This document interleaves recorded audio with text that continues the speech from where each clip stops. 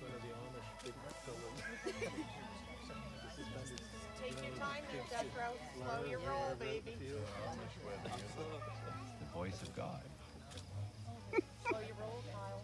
Slow down. Somebody heard that. Did you get a picture of him, Paul? And they know that.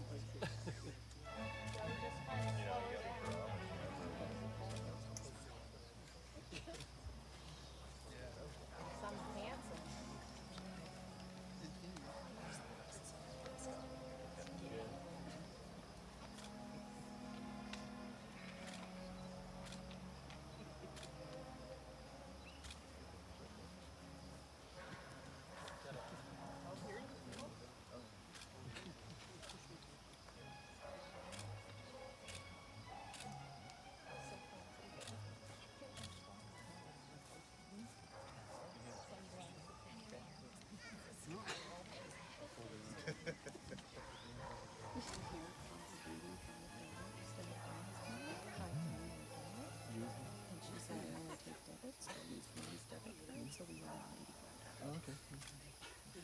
I was like, holy shit.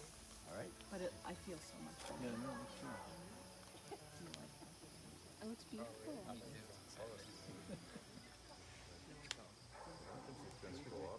Yeah.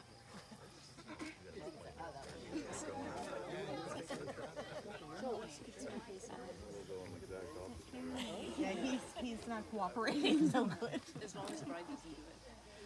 As long as the bride doesn't run the other way, we're good. That's never going to happen, babe.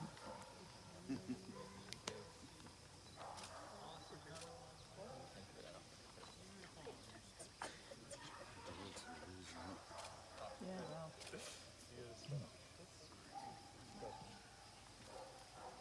Ladies with Nicky. Yes, they do. They look beautiful.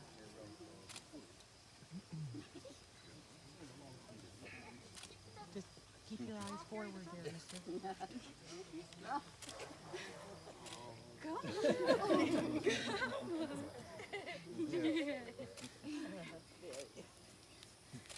Victoria's got her work cut out for her.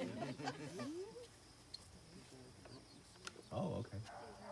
I see that. Very good.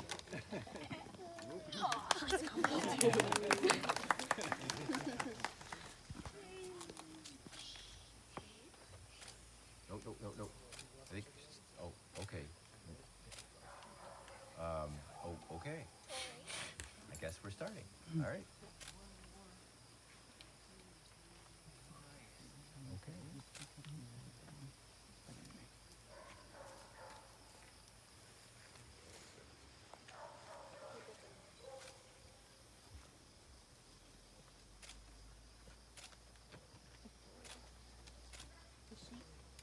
Aren't we supposed to have music?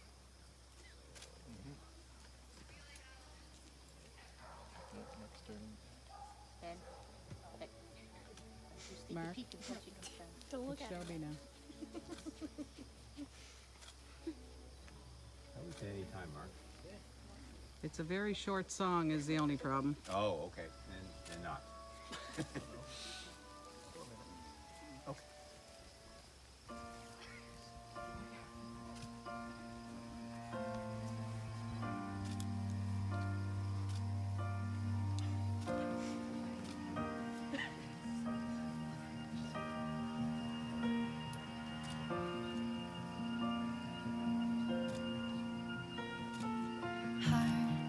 Heartbeats fast, colors and promises.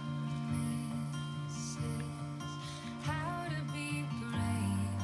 How can I love when I'm afraid to fall? But watching you stand. Aren't we supposed to all stand? Yes? All my doubt suddenly goes away somehow. One step closer. I have died every day waiting for you, darling. Don't be afraid. I have loved you for 1,000 years.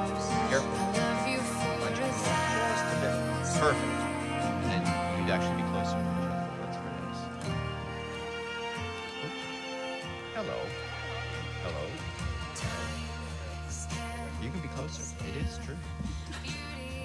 Will not void the wedding. Please be seated, everyone.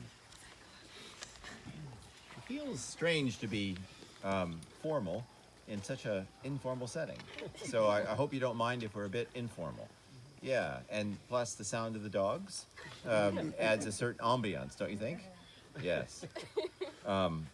My first clue that this was not typically the type of place I do weddings is when I saw the axe. I hope that in fact doesn't have a purpose, that it was just for scenery. Yes? Okay, good. Welcome, everyone. I'm delighted. We're all delighted that so many could gather. And we can't take that for granted because we've lived through a pretty strange time, have we not? 16, 17 months where this probably couldn't happen. So we're very grateful that people are following the rules and being safe, and so we could be here.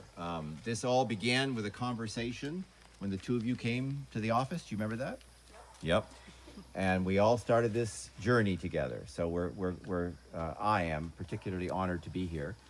Before we get into the more formal part, I just want to acknowledge whenever people gather for such an important reason, such as the covenant of marriage, we always have in the back of our minds a variety of emotions and things that are going on. So I feel it's important to name those things and then move forward to the celebration.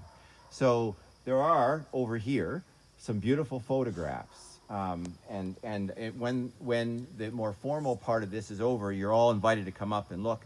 There's Jeff and Rhonda, who are your grandparents. Rhoda, sorry. And there is Anthony over here, one grandparent, and Bill on the other side. And when we gather, again, I know when I got married, there were grandparents that were in my mind, and I just want to acknowledge that, right? And in fact, your grandfather's on your arm, right? Yeah. So the other thing I want to mention is that we're on sacred indigenous land, and wherever I go and whatever I do, I always acknowledge that other people, many generations before us, occupied this land and took good care of it. And it's our covenant, and I know that both of you love the land, to look after the land. So finally, I just want to say that we gather in this place because this is a sacred piece of land for both of you, yes? The Celts call this a thin place. There are these parts, and I invite everyone to think about what it is for all of you.